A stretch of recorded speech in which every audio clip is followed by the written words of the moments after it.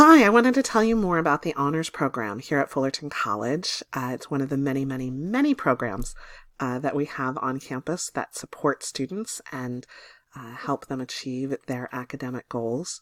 We need faculty. We need faculty to know about the program and to be involved. I'm the coordinator as a member of the faculty. It's important that we have faculty involvement on our Senate committee, the Honors Advisory Committee. With each division having a representative. We need faculty in curriculum to develop honors courses, obviously faculty experts to teach those courses. We need our counselors to recommend those educational plans and encourage students to try something new, and maybe honors is for them.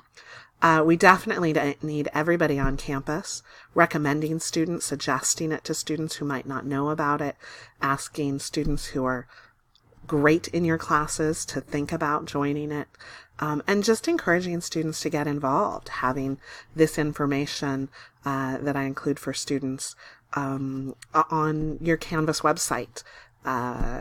So all of that is how faculty can get involved. I'm Jody Balma. I'm the coordinator. Our office is upstairs in the 200 building above the dining hall in room 225. I have open office hours if you want to come and talk to me about anything you know about the honors program or how to get involved on Tuesday mornings. And we're really here to help anyone.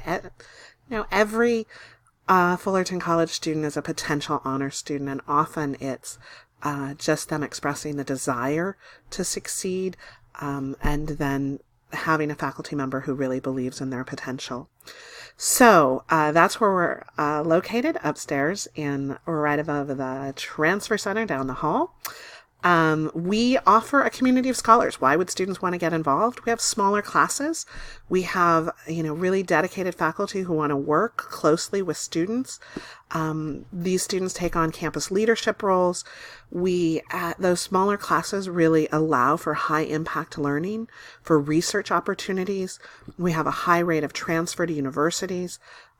They have membership in the honor societies, we'll talk about in a second. And there are scholarship opportunities. There's cold, hard cash at the end of all of this. So really, they need a 3.4 GPA to join. We used to have English 100 requirement, but really we're looking for past performance that shows their abilities to succeed in honors classes.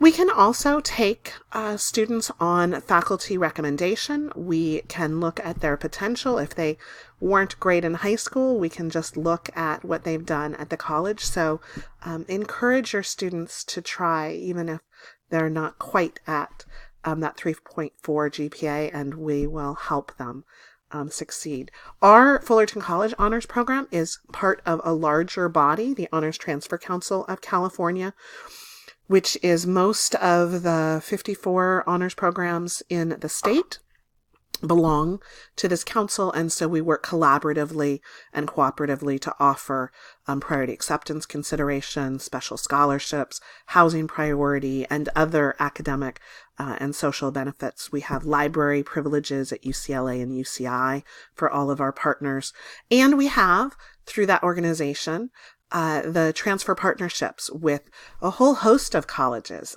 Amherst, the University Honors Program at Cal State, the Business Honors Program at Cal State, UCI has a transfer agreement, but also a lot of private schools who have considerable financial aid. Whittier is a great partner that offers a tremendous amount of financial aid for need-based, also some scholarships based on academia, Concordia. So if students are looking at private schools, there's a lot of benefits to finishing our program. Also, our students who are returning students, special admits. It's very difficult for our high school students or homeschooled kids who are taking classes here to get classes, and so having honors courses available for them. Our veterans, returning students are some of our star honor students who just really thrive in the smaller classes with more faculty attention. They're transferring to Stanford and Harvard Medical School, and Laurel's at Harvard Dental School. Corey Lamb, who just transferred to Stanford, Cal, Berkeley, UCLA, all different. Cal State Fullerton takes a tremendous number. UCI, all of the UCs and CSUs are taking our students for transfer. So we really want to help those students succeed. So if I've gotten you excited about the program and you say, I want to do that, what we want, first of all, is to really develop a transfer pattern. And so if students are looking for classes in your department that don't already have an honors course, we want to look at those major prep courses. Again, we want to make sure those classes fill with honors students and facilitate transfer. So there's a list of all of the honors courses that we have already in curriculum. And you can just sort of briefly look at what's already on the books. Some of them are being offered and some of them aren't. So we want to develop more classes that might not be represented here. We want to make sure that we're going through curriculum so that those honors courses are being listed on their transcripts. So if there's a course already on in the course catalog, in the college catalog, and you want to teach one of those classes, we would love to have those courses offered. Obviously, you need to talk to your department and scheduling. You can look at past schedules to see sort of how we've been scheduling them. There's a little ad in the H honors in the class schedule that you can see, or you can just ask me and I can provide the schedule that's being built. You can come talk to me during my office hours or schedule a time to meet. I'd be happy to talk about honors anytime.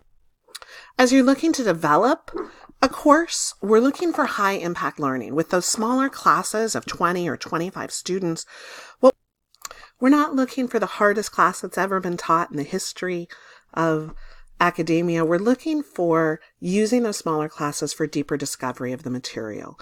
Having the assumption that everybody in your class has read and is prepared allows you to dive deeper, to have student presentations, to allow them to hone their academic research skills. Our librarians have been incredible partners with embedded library instruction, with one-on-one meetings, and really building the skill set that our students are going to need after transfer to really perform at research-based institutions. Project-based learning, poster presentations. We offer a number of opportunities to present the research that they've done in their honors coursework at conferences. And so we sort of, walk them through the whole process. And so we have students before they transfer who have presented at research conferences. Most of all, we want to build community. We want our honor students to be involved. We want them in speech and debate. We want them in theater productions and honor sports teams. We want them in student clubs and life and leadership opportunities, associated students, and supplemental instruction on jobs on campus. So we really encourage them to get involved in all of those things. We do have research conferences, the UCI Honors Transfer Council of California, the Bay Area Consortium each year, the National Collegiate Honors Council, and then we also have, major specific research opportunities that they can apply for. The Southern California Undergraduate Research, the Mathematics Conference. There are other discipline-specific conferences. One of my favorites is each year the Honors Transfer Council of California, these 50 community college honors programs put together a conference each year in spring. And so the applications are due at the end of the fall semester. They get notified in January, and then we take a group of students off to UCI where they are incredible hosts and really talking about the importance of undergraduate research. We also have the Bay Area Conference the first weekend of May, which trades off each year. So Stanford one year and Berkeley the next, and our students have really performed well there, and it's an incredible experience. Here on campus, our students have the opportunity to be in honor societies, whether they're in the honors program or not. And so Alpha Gamma Sigma and Phi Theta Kappa are incredible honor societies that allow our students to build that community. We partner with Study Abroad, which broadens and deepens their experience. We really encourage them to do that, and we hope that faculty teaching study abroad will offer the honors classes that are available, because it's perfect for those small classes that dive deeper into the material and use the location as a classroom. We partner with STEM programs, and we actually have a specific certification path for STEM majors who have a lot of labs and sequential courses to take. We encourage internships. Our board of trustees, Jackie Rodarte, actually did a White House internship while she was a student here in the honors program. We've had honor students and STEM students who have been accepted to the NASA internship. A few of our business and econ majors have done internships and now have careers on Wall Street. So we really want to, take the learning outside of the classroom whenever possible. To finish the program, what does it mean to be honors certified? For non-STEM path, just general honors, it means 15 units of honors coursework. Traditional student needs 60 units to transfer. And so a quarter of those courses are in honors coursework, and a minimum GPA overall of 3.4. Some of the universities are going to be higher to get in, but that's what we're shooting for certification. For the STEM path, we're going to reduce that overall number to 9. We're going to count 6 units of their approved STEM coursework that's already on their education plans, and we're going to make the honors experience through those STEM activities, through those internships and research opportunities, through research conferences where they're presenting their research. Those kinds of opportunities are going to be there. We had an honor student and their team present in front of the United Nations and asked, does that count? Yes, that counts as extra activities. And then they need a 3.4 GPA. We have great honors counselors who are helping us with our students. And also we need you. We need faculty support. We need faculty to develop honors coursework, to teach those honors courses. If you want to learn more on a regular basis of what's going on, we have a This Week in Honors newsletter that we'd love to put your name on and send it to you every Monday morning. We want you to talk to your students about the honors program. After that first test and somebody does really great, say, have you thought about the honors program? If you would add a page to your Canvas course with campus resources and, prominently display the honors program, we'd love it.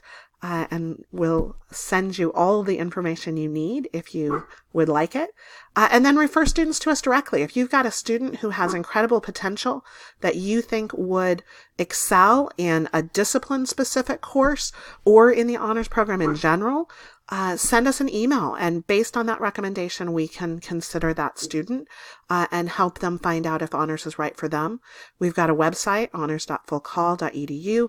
Our email, honors.fullcall.edu, is available. And again, I'm available on Tuesday mornings anytime you want to stop by. I would love to hear from you, and I look forward to partnering you for our student success. Thanks.